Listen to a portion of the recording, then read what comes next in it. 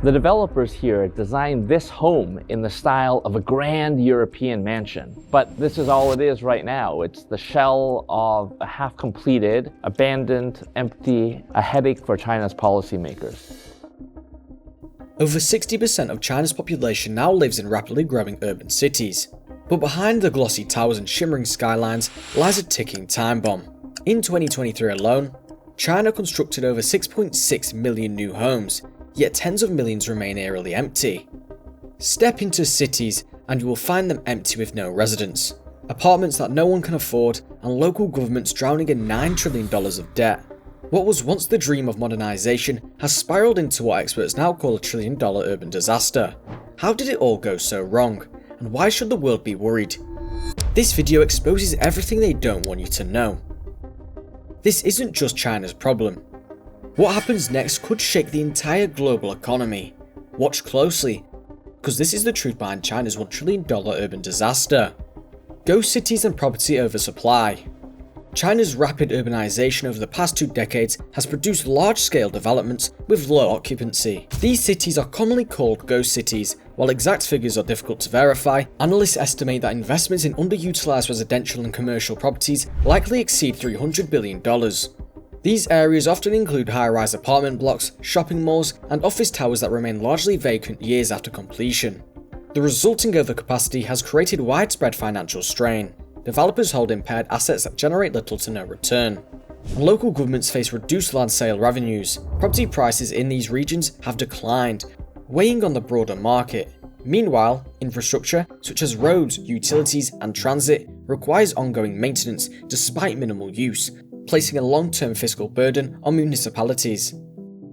An example is the city of Ordos. In the early 2000s, China experienced its biggest coal boom in history. The region of Inner Mongolia, rich in coal reserves, was suddenly awash with cash. Expecting continued rapid growth, the city of Ordos decided to build a brand new district called Kangbashi New Town, designed to house 1 million people. But 10 years later, not a single soul has moved in yet. The original Ordos, known as Dongsheng, was already a functioning city nearby, and there was little incentive for people to relocate to the empty, oversized version just next door. Government officials and migrant workers made up most of the nearby population. Some government offices moved to the new district to encourage settlement, but sadly, the plan failed. Today, 80 to 90% of the apartments in Kangbashi are owned by investors, not residents. Many of them are holding out for long-term profits. Some are so wealthy they refuse to lower prices. Even as the city remains mostly empty, by 2016, China had lowered its expectations for Ordos. Instead of 1 million residents, planners hoped for just 300,000 people. But even that goal was too high. High taxes and poor construction quality sent people away. By the end of the year, only about 100,000 people actually lived there. Another example is Tianducheng, China's Paris. Tianducheng is one of China's most unusual ghost cities. It's a city designed like Paris, down to the cobblestone streets and the Parisian facades. The developers also imitated famous landmarks, a replica of the Arc de Triomphe, the Eiffel Tower, and the Seine River.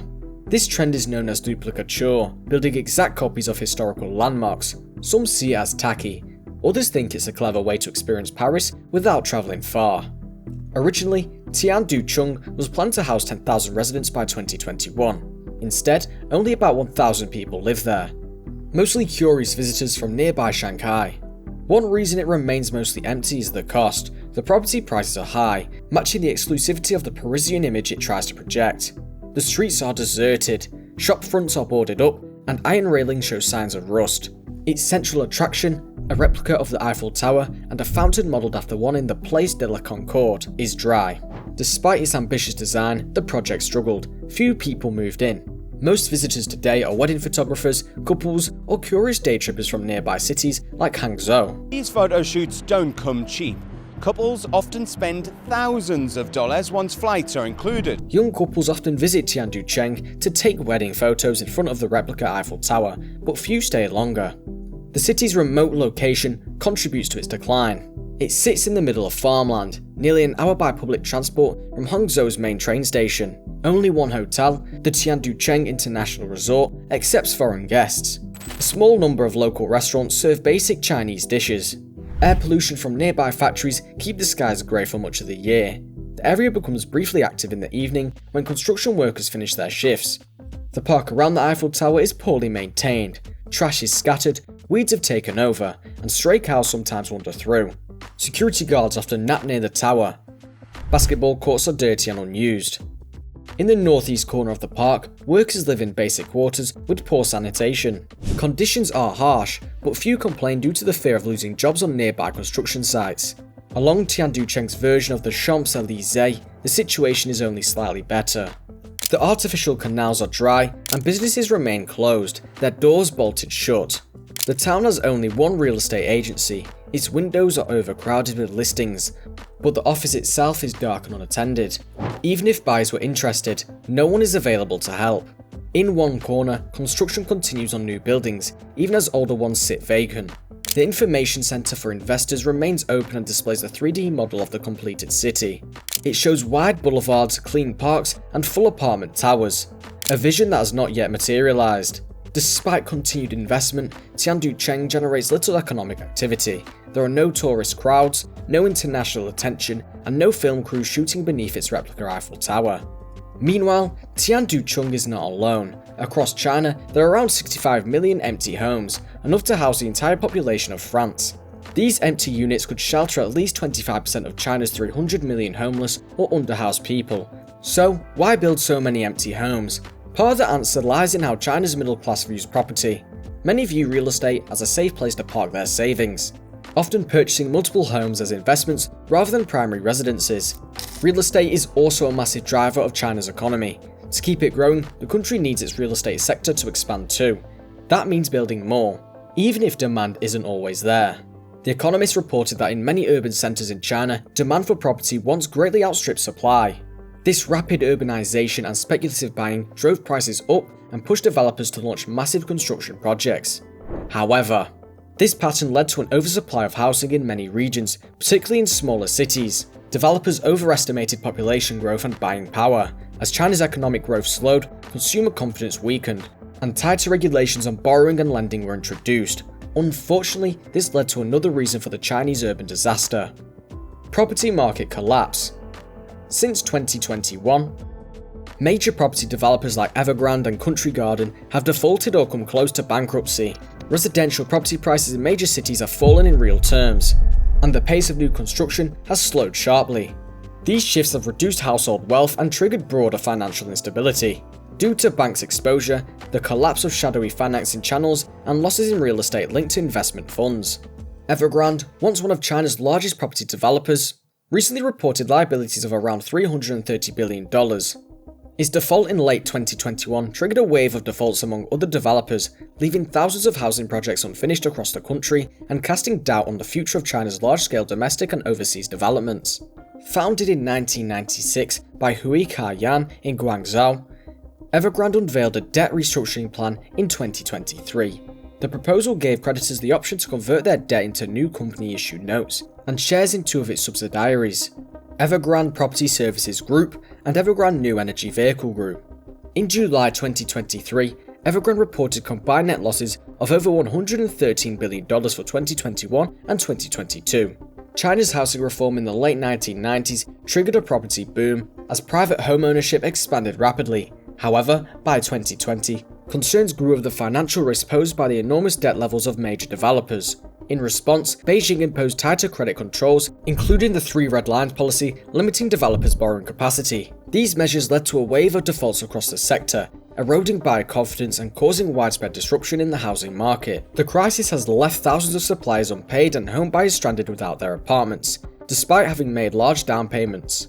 In response, buyers in hundreds of cities have staged mortgage boycotts, protesting against the many unfinished developments. Dan Wang, chief economist for Hang Seng Bank in China, noted that while the government's 3 red lines policy has helped reduce excessive borrowing in the sector, the shift was too abrupt. It is too drastic a change in a very short period of time, she said, and it created a downward spiral in the liquidity situation for property companies. As public confidence in the real estate sector collapsed, home sales sharply declined. This has cut off a vital source of revenue for developers struggling to complete projects and meet debt obligations. According to S&P Global Ratings, new home sales among China's top 100 developers dropped 33% in July 2023 compared to the same month in 2022. Country Garden, one of the country's largest developers, saw a 60% fall in sales. As of 2023, Country Garden faced liabilities of 1.4 trillion yuan, approximately £151.1 billion, about 60% of Evergrande's debt load. However, it was overseeing nearly 4 times as many housing projects across China. The scale has raised concerns about potential social unrest if construction stalls, with small protests already reported outside the company's headquarters in Guangdong. Country Garden has pledged to deliver 700,000 housing units in 2025, but by the end of the first half of the year, it had completed less than half that target.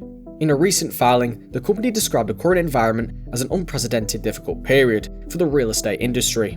As the world's largest property market, China's housing sector plays a critical role in the broader economy. There are growing concerns that financial stress in real estate could spill over into other sectors and impact international investors. Adding to these economic challenges, environmental issues like land subsidence threaten the stability of many urban areas. Urban subsidence. Urban subsidence in China began well before the country's modern economic surge. Geological surveys show that land settlement in cities such as Shanghai and Tianducheng was detectable as early as the 1920s. In Shanghai, surveys began in 1921. By 1965, many central districts had subsided as much as 2.6 m. These early decades of sinking correspond with groundwater pumping to support industrial growth and a growing population. Groundwater extraction accounted for about 70% of subsidence, while the heavy building loan contributed about 30%, due to dense high-rise construction on compressible Yangtze Delta soils. Records show that parts of the city sank by about 1.76 meters between 1921 and 1965. This happened mostly because large amounts of groundwater were pumped out to meet the needs of a growing population and rising industries.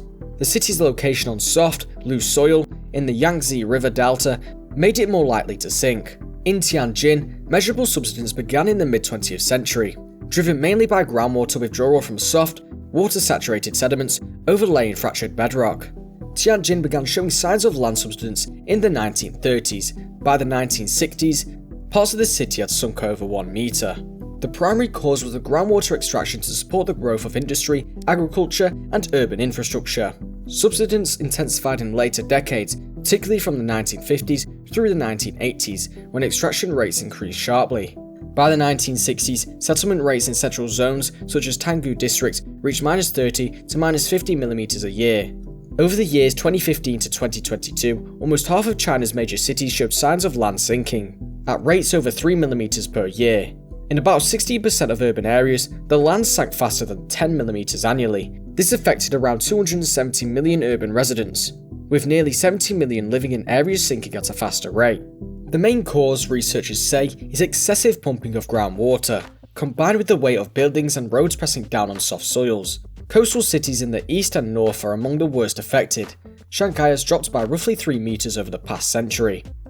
These trends are costly. Each year, China loses over 7.5 billion yuan, about US $1.04 billion, in damage to buildings, roads, and infrastructure caused by land subsidence. Looking ahead, climate researchers predict that by the year 2120, between 22% and 26% of China's coastal land could fall below sea level. That land may house 9% to 11% of the coastal population, greatly increasing the risk of flooding. Experts stress that strategic policies such as restricting groundwater extraction and improving urban water supply are essential. Historical examples like Tokyo and Osaka offer proof. They managed to stop most subsidence in the 1970s by limiting groundwater use. Similar measures are now being recommended for Chinese cities facing an increasing risk. In a 2024 analysis, researchers found that the rate of land sinking in Suzhou rose sharply during China's fast industrialized period. Suzhou is a city celebrated for its gardens. In the late 1960s, Suzhou's subsidence rate was approximately 30 mm per year. But by the 1980s, it had surged to around 67 mm per year. The worsening subsidence was closely tied to increased groundwater pumping and extensive land reclamation work. As Suzhou and nearby cities expanded, shallow water bodies and marshlands were filled in to create space for industry and urban growth. These reclaimed zones, composed of soft, compressible soils, were especially prone to sinking. Cities expanded by reclaiming shallow coastal water and marshlands to gain space for industrial and urban growth. In Tianjin, large areas of mudflats and salt marshes were enclosed by seawalls and filled to create port zones and urban districts. That newly reclaimed land was made of loose, water-rich sediments that compact easily under pressure, making it highly vulnerable to sinking. Similarly, Shanghai carried out major reclamation along its coast and estuarine islands, notably Chongming, Nanhui, and Hengsha. These zones were filled with dredged material and soft altaic soils that contained high water content and had poor strength. As a result, these reclaimed districts settled significantly, adding new zones prone to land subsidence. Although reclamation provided critical space for industrial facilities, ports, and urban expansion, the trade-off was the creation of ground with low bearing capacity that compresses easily. Under heavy infrastructure and groundwater pumping, these areas sank noticeably more than older parts of the cities. This phenomenon reflects China's urgent race for globalization. However, this accelerated development sometimes came at a severe cost. Race for globalization. Over the past century, China's ascent as an economic powerhouse has been accompanied by significant urbanization, which has contributed to the issue of land subsidence in its cities. Between 1978 and 2018, China's GDP grew at an average annual rate of approximately 9.4%, making it one of the fastest growing major economies in history. This rapid economic expansion was driven by a shift from a planned to a market-based economy, emphasizing manufacturing, exports, and substantial investments in infrastructure and urban development.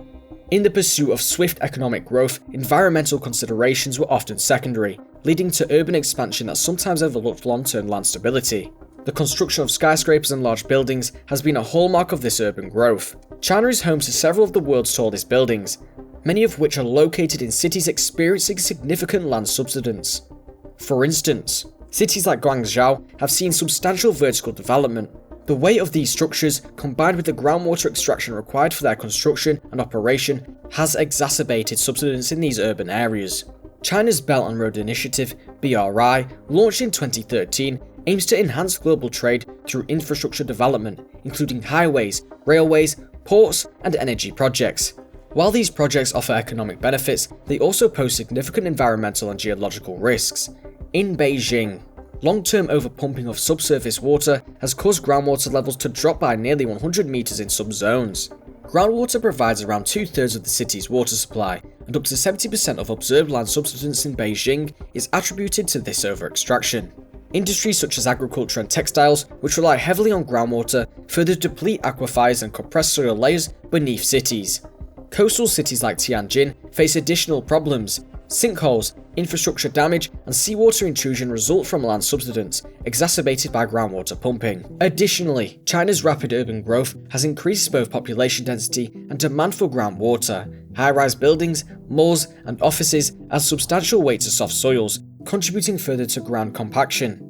Beijing's urban expansion intensified domestic groundwater use, compounding deep aquifer depletion and subsidence risk. Cities like Beijing exhibit urban heat island effects, where higher temperatures lead to increased water consumption and higher groundwater extraction. Elevated soil temperatures and repeated thermal expansion and contraction exacerbate soil shrinkage, undermining structural foundations and worsening subsidence. Lastly, coastal cities built on soft, deltaic sediments are inherently vulnerable to subsidence under added loads and groundwater loss. Projected sea levels rise up to 1.3 meters by 2100. In some areas, raises the risk of saltwater intrusion and flooding, especially where land has already subsided. Current research stresses that many Chinese coastal cities face severe risks if current subsidence trends continue alongside sea level rise and ongoing urban growth. A national-scale satellite study of 82 major cities from 2015 to 2022 found that 45% of urban land is sinking faster than 3 mm a year, and 16% exceeded 10 mm a year, impacting roughly 29% and 7% of the urban population respectively. With substantial mitigation, such as reducing groundwater extraction, improving water management, enforcing subsidence monitoring, and constructing sea barriers, coastal megacities in China may face escalating flooding risk, infrastructure damage, and population displacement over the coming century. What could this mean for China's global economy? A recent Climate Central assessment warns that by 2100, coastal flooding could threaten land now home to 93 million people in China, even without considering ongoing land sinking. The World Bank estimates annual flood-related losses in coastal cities could climb to $1 trillion by 2050 if no preventative measures are taken. Critical assets such as ports, airports, and power plants, including Pudong International Airport, are among the vulnerable infrastructure potentially exposed to rising waters and sinking ground. These climate and subsidence hazards also intersect with China's infamous ghost cities. In these developments, the weight of empty skyscrapers, wide roads, and structural foundations adds downward stress to already weakened ground. Meanwhile, saltwater intrusions threaten freshwater aquifers underlying these areas, further compromising their viability even before planned populations arrive. Satellite studies show that 45% of urban land in China is sinking at rates exceeding 3mm a year, with 16% sinking faster than 10mm a year, impacting nearly 270 million urban residents. Despite China's rapid economic growth, the reasons mentioned in this video remain a major obstacle to its ongoing development. Those cities are far from safe havens of empty space. They are fragile zones built atop unstable ground, facing the same compound threats of subsidence and rising seas as fully occupied urban centres. Likewise, if mitigation measures such as groundwater regulation, flood defences, and ecological restoration are not implemented, many cities may remain unlivable. What do you think? Let us know in the comments. If you enjoyed this video, please ensure to hit the like button and subscribe to the channel. See you in the next video.